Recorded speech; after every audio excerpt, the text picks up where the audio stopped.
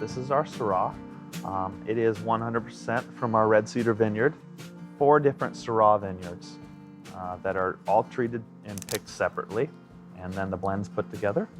And we actually also use a little bit of Viognier, which is a white wine.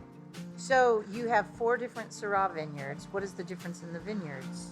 Well, the difference is actually within the topography of the vineyard. Our red cedar vineyard is on a plateau above a river, the Estrella River. And then it goes up into these alluvial soils, and then it goes up into these hillside vineyards. So we have a lot of variation elevation-wise, and within that elevation, there's a lot of different soil types. Basically what that has to do with the wine is it changes the chemical balance of the wine and also gives it different flavors of what winemakers talk about as terroir. It's a sense of place. It's really, the wine is actually a reflection of the soil and the climate that it comes from.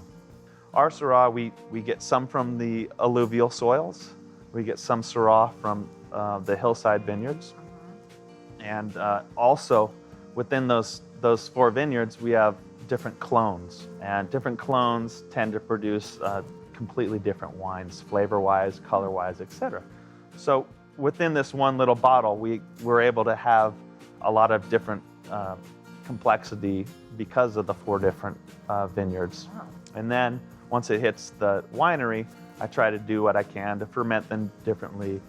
We use different yeasts that produce different mouthfeels, different aromas, what we call kind of secondary notes. So the primary notes would be from the fruit. So secondary flavors would come from the actual fermentation process. And where does the Viognier come in?